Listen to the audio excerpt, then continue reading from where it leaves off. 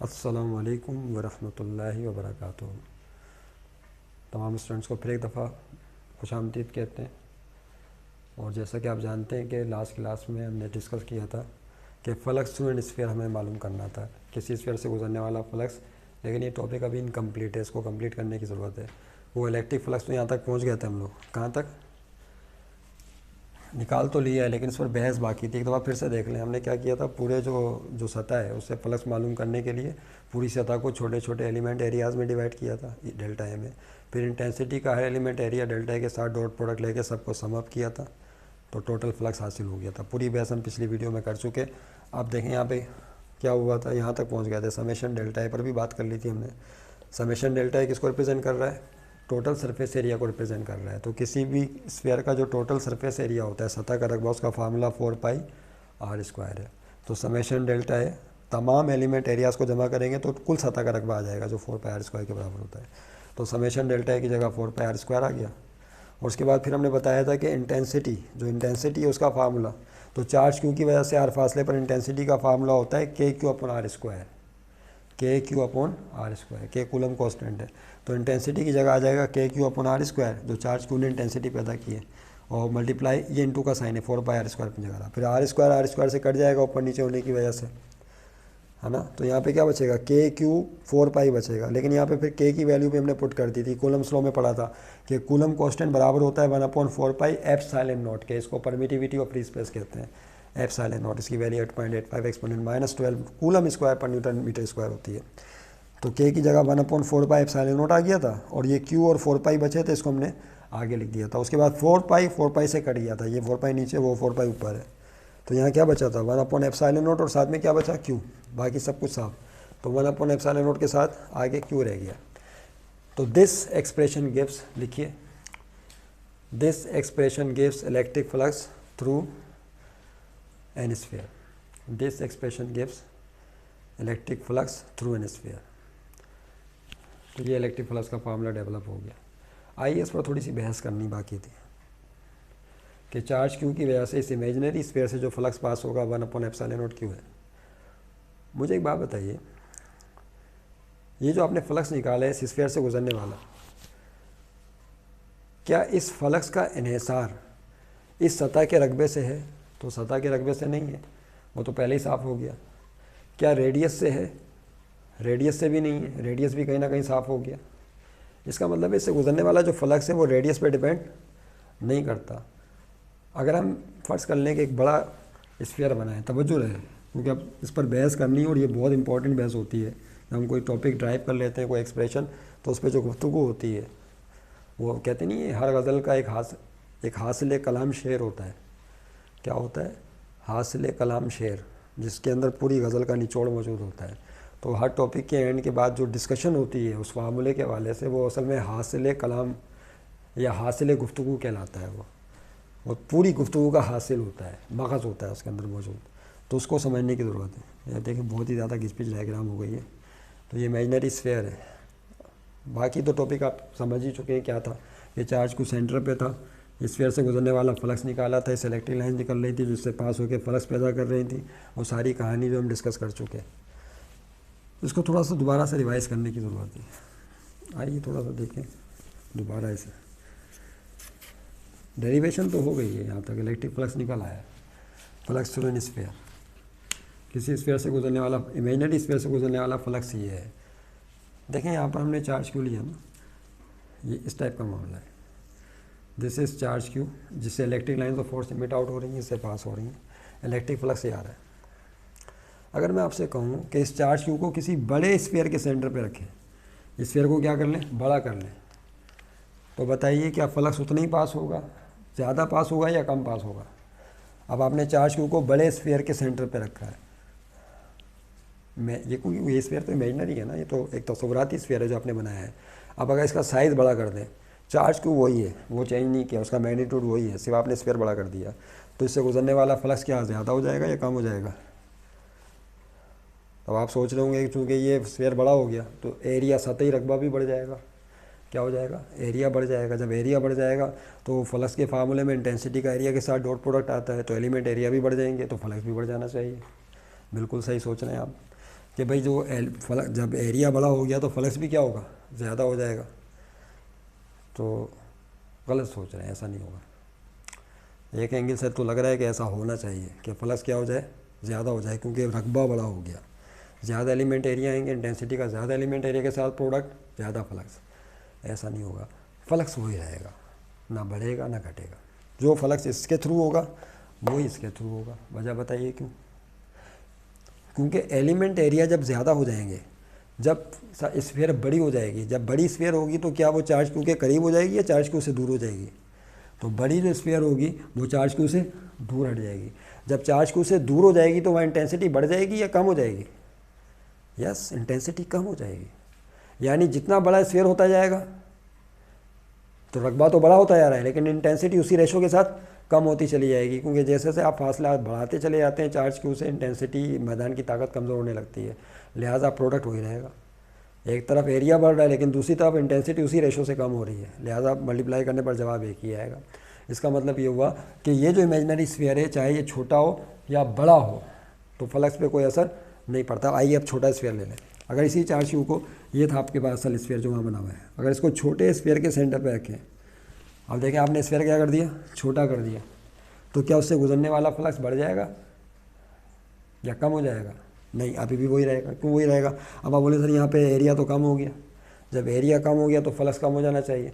Area कम हो गया लेकिन इंटेंसिटी ज़्यादा हो गई, क्योंकि ये जो छोटा स्फीयर होगा वो चार्ज क्यू के नज़दीक हो जाएगा। जब नज़दीक होगा तो वहाँ इंटेंसिटी क्या होगी, पहले के मुकाबले में, इसके मुकाबले में ज़्यादा हो जाएगी इंटेंसिटी यहाँ पर।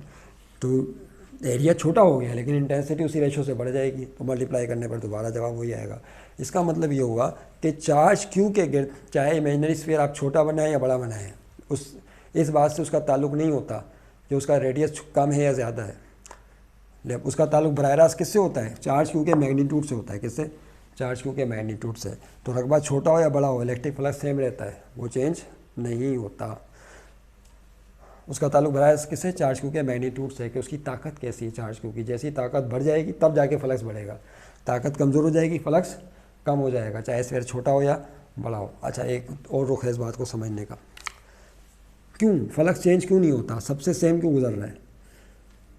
अब एक और तरीका है इस बात को समझने का। फ़र्ज़ कर लें ये इलेक्ट्रिक लाइन्स ऑफ फोर्स हैं जो इससे इमिट आउट हो रही है, बात समझाने के लिए बताई जा रही है।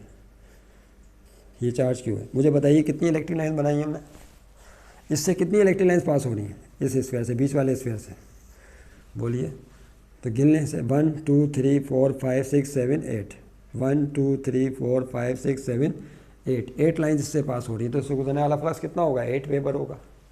कितना होगा इलेक्ट्रिक फ्लक्स? 8 वेबर। अब मुझे बताइए ये इलेक्ट्रिक लाइन जब इस बड़े स्फीयर से पास होंगी तो फ्लक्स कितना होगा? अरे तो भाई अभी भी तो 8 ही होगा, क्योंकि फ्लक्स किसे कहते हैं? इलेक्ट्रिक लाइन्स की तादाद को कहते हैं। तो इस स्फीयर से अगर 8 लाइन्स पास हो रही हैं तो जब बड़े स्फीयर से पास होंगी तो लाइन्स क्या 10 हो जाएंगी या 50 हो जाएंगी? तो वो तो 8 ही रहेंगी। इसका मतलब बड़ा स्फीयर लेंगे तो उससे गुजरने वाला फ्लक्स भी कितना होगा? 8 वेबर ही होगा, यानी 8 लाइन्स का फ्लक्स होगा। अगर आप चार्ज क्यू को छोटे स्फीयर पे रखा हुआ है, अब इससे कितनी लाइनें गुजरेंगी? इससे भी 8 लाइन्स गुजरेंगी। यानी इसका मतलब ये हुआ कि चार्ज क्यू चूँकि आपने कांस्टेंट रखा हुआ है 8 लाइन्स वाला, उससे 8 लाइन्स फूट रही हैं, तो इसका मतलब है कि आप स्पेयर छोटा लें या बड़ा लें, सबसे फ्लक्स क्या होगा? सेम होगा, क्योंकि इलेक्ट्रिक लाइन्स की तादाद को इलेक्ट्रिक फ्लक्स कहते हैं। तो इलेक्ट्रिक लाइन्स की तादाद सबसे सेम गुजरेगी। हाँ, वो तादाद तब चेंज होगी जब चार्ज क्यू का मैग्नीट्यूड चेंज हो जाएगा। इस पॉइंट को ध्यान में रखिएगा। ओके, तो देखा आपने कि किस तरह से इस पर बहस की गई है। इस पॉइंट को ध्यान में रखें कि जो इलेक्ट्रिक फ्लक्स है जो किसी इमेजिनरी स्फीयर से पास होता है उसका ताल्लुक किससे होता है? चार्ज क्यू के मैग्नीट्यूड से होता है। ये तो कांस्टेंट है, 1/ε0 तो कांस्टेंट रकम है, स्फीयर के छोटे बड़े होने से नहीं होता। एक बहस। दूसरी एक और करनी थी।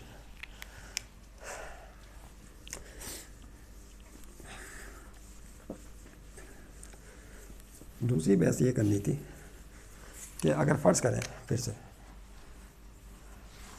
टॉपिक वही है, फ्लक्स थ्रू स्फीयर। ये आपके पास एक फिर स्फीयर है, ये बना लो दोबारा, इसको भी मिटा ही देते हो।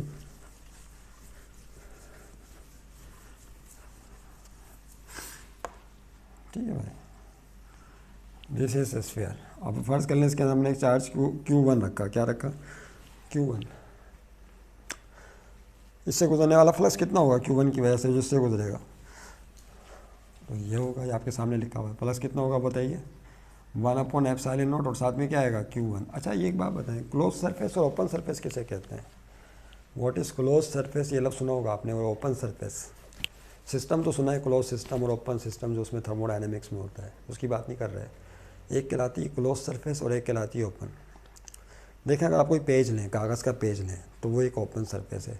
उसी पेज को घुमा के एक सिलेंडर बना लें तो क्लोज सरफेस बन गई।